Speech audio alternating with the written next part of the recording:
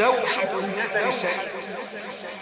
دوحة النسب الشريف، الدوحة هي الشجرة، ما فيش أشرف من نسب النبي صلى الله عليه وسلم. يا من يحب المصطفى محمدا ومن مشى على هداه واقتدى، أهديك دوحة علت في النسب لأشرف الخلق وأزكى العرب.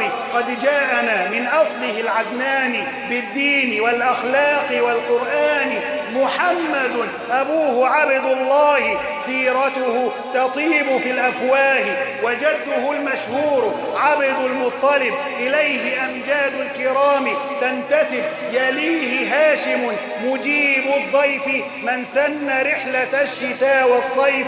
وجاء في الصحيح حتى نعلم كيف اصطفاه ربه وكرمه واختاره مشرفا مكانه. من هاشم قريش مع كنانة من نسل إسماعيل شاء الله ميراث إبراهيم قد أتاه.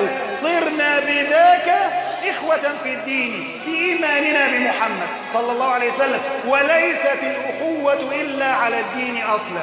اللي هو أخ لك في النسب لو خالفك في الدين على دين غير دينك، لا، أخوك في الدين أقرب إليك منه. صرنا بذاك إخوة في الدين صلى عليه الله كل حين. اللهم صل وسلم وبارك على نبينا محمد وعلى آله وصحبه